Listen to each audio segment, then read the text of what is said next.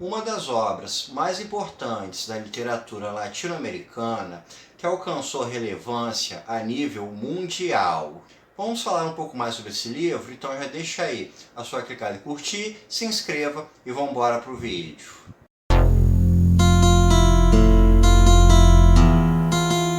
Hoje nós vamos falar sobre o livro Ficções, que foi publicado em 1944 pelo escritor argentino Jorge Luis Borges. Esse livro é composto por 16 contos. Esses contos são caracterizados pela fantasia, por serem histórias de cunho fantástico, onde realidade e um mundo fantasioso, um mundo tanto quanto mágico se misturam. E o Jorge Luis Borges ele tem uma característica bastante singular, que ele coloca toda essa sua invenção, todo esse universo imaginário seu de uma forma bastante palpável. Ele nos conta, e boa parte dos seus contos são em primeira pessoa, como se tudo aquilo fosse real. Ele nos coloca uma credibilidade, uma forma de lançar as suas informações, tudo aquilo que ele cria, de uma forma como se fosse de fato verdadeiro. Ele nos coloca muitos livros inventados, muitas figuras históricas,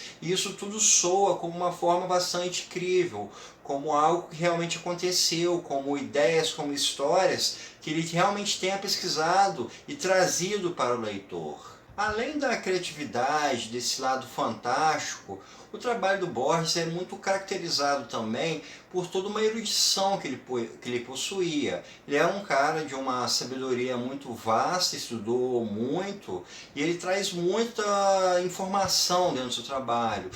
Boa parte dos seus contos tem muitas influências de fatos históricos, muitas influências de pensamentos e de teorias religiosas, de teorias filosóficas, de teorias matemáticas.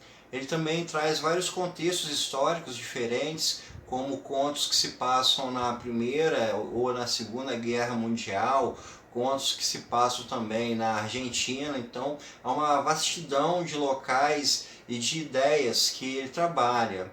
E além disso, ele também tem a influência em alguns de seus contos da literatura policial. A gente pode ver um pouco dessas influências no conto A Loteria na Babilônia, que particularmente é o meu preferido desse livro. Nesse conto, o Jorge Luis Borges nos fala sobre o funcionamento da companhia de loteria na antiga civilização da Babilônia. Ele coloca que a loteria lá começou como qualquer loteria, onde as pessoas apostam para ganhar algum dinheiro. Só que a civilização da Babilônia queria algo um pouco mais profundo para a loteria.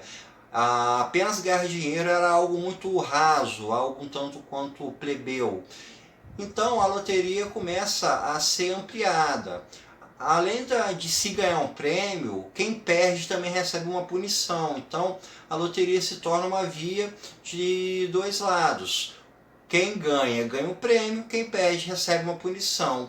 Isso começa a se expandir e se inteirar em toda a vida dos cidadãos, e até chegar ao ponto de que o destino de todo mundo era decidido apenas pela loteria. Então, com esse conto, o Jorge Luis Borges trabalha muito a ideia da influência do acaso na vida das pessoas. O quanto cada pequena realização do seu dia a dia não seria uma obra do acaso, não seria uma mera questão de sorte, de algo que possa de bom acontecer, algo de ruim. Então, o quanto essa loteria da Babilônia de fato seja algo que realmente aconteça nas nossas vidas. Outro conto dele, provavelmente o mais conhecido, é a Biblioteca de Babel. Aqui ele nos traz uma biblioteca que é infinita, que tem todo o conhecimento produzido pela humanidade, e ela se torna um tanto quanto difícil de utilizar, porque é muito mais vasto do que os seus bibliotecários conseguem trabalhar, conseguem aprender, estudar. Aqui a gente tem uma outra referência também ao ser humano de uma forma universal, que é sobre como a gente utiliza o conhecimento, o quanto a gente pode buscar o universal, o como a gente pode trabalhar as informações, qual é a maneira que a gente consegue dispor disso. Ele fala, por exemplo, muito sobre a questão do alfabeto. A gente tem alfabeto com 26, 23 letras, e esse alfabeto daria conta de todo o conhecimento. Como seria essa forma que a gente consegue aprender ou depreender o mundo? Em O Jardim dos Caminhos que se Bifurcam, a gente vai ter novamente uma ideia mais universal sobre a existência do ser humano. Aqui a gente vai conhecer um homem chinês na Europa, na Primeira Guerra Mundial, e esse homem está trabalhando de espião. Ele então procura um outro homem chamado Albert, e esse Albert vai informar sobre o antepassado desse homem chinês que teria levado dois empreendimentos na sua vida. Um de criar um livro infinito e o outro de criar um labirinto infinito. E que na verdade essas duas coisas seriam uma só, que é um livro chamado O Jardim dos Caminhos que se Bifurcam. A ideia aqui é que haveriam diversos espaços diferentes, a gente não haveria apenas um único espaço contínuo, como se a gente existisse em dimensões diferentes. E cada decisão que a gente toma ou deixa de tomar vai refletir diferente em outras dimensões. Se em uma dimensão você tomou a decisão A, você vai seguir um caminho. Em outra dimensão em que você tomou a dimensão B, a sua vida vai ser completamente diferente. Então, haveria uma infinidade de dimensões diferentes, onde esse entroncamento de caminhos para a vida existiriam. O Albert fala, haverá existências onde nós dois existimos, que é essa aqui, uma em que eu existo, você não existe, uma em que nenhum de nós dois existimos, em uma em que somos amigos, em outra em que somos inimigos. É justamente essa ideia de bifurcação que vai levar ao desfecho dessa história. Em Fumes, o Memorioso, a gente vai conhecer o personagem que dá título ao conto, o Fumes. E ele tem uma capacidade de memória infinita. Ele se lembra de tudo que ele já viu na sua vida e com os mínimos detalhes. Só que isso acaba sendo um grande problema para ele. Como ele conhece tudo de forma particular, tudo de forma singular, ele acaba se tornando uma pessoa incapaz de fazer generalizações, de fazer abstrações. Como ele se lembra de cada cachorro que ele já viu, ele então tem uma visão singular de cada cachorro. Isso torna incapaz de criar uma concepção maior, uma concepção geral, genérica, do que vem a ser um cachorro. Isso vale para tudo aquilo que o Fumes já viu na vida. Então, aqui a gente tem um jogo também do Borges com essa ideia de conhecimento singular, de conhecimento do particular, com o conhecimento do universal, com o conhecimento do genérico. E a gente vai ter então o Fumes, alguém que consegue conhecer tudo de forma particular, tudo de forma singular, que tem uma memória gigantesca, mas ele, por ser alguém incapaz de fazer uma generalização, acaba, no fim das contas, sendo um cara burro, um cara idiota. Já em Tlon, Tóquio para Urbius Tertius, a gente vai ter um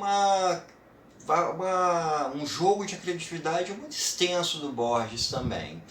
Ele fala sobre o conhecimento em uma enciclopédia que traria um país que ele nunca havia ouvido falar. Ele começa a investigar sobre esse país, ele descobre que ele, na verdade, se trata da criação fictícia de um conciliábulo de pensadores séculos atrás. Esses pensadores começaram a criar uma cidade fictícia, de uma forma enciclopédica, e depois pensaram em mais além, pensar uma nação inteira fictícia, e no fim das contas começaram a pensar em um planeta inteiro de forma fictícia. E nisso pensaram toda a geografia, todos os habitantes, os seres que moram nesse planeta. E chega a um ponto em que essa criação desse planeta, o Tlon, começa a se tornar algo tão vasto que começa a influenciar a nossa realidade. Tlon, pouco a pouco, a realidade de Tlon, pouco a pouco, começa a influir a nossa realidade. E aí, o Borges justamente nos coloca qual é a diferença entre ficção e realidade, até qual ponto a ficção pode influenciar na nossa vida real e alterar as coisas. Além desse, há diversos outros contos que vão trabalhar com muitas outras ideias. Há contos de cunho mais regional, há cunhos mais referentes à literatura, como por exemplo o de um homem que procura reescrever Dom Quixote. E assim, a gente, ao ler ficções, vai conhecendo toda essa vastidão do imaginário de Jorge Luiz Borges, de todo o conhecimento que ele possuía e de como ele traduziu isso dentro de uma literatura fantástica que influenciou diversos nomes da literatura latino-americana, como Gabriel Garcia Marques, Mário Vargas Llosa, Carlos Fuentes e diversos outros. Então, pessoal, isso é tudo por hoje. Espero que vocês tenham gostado e até o nosso próximo encontro.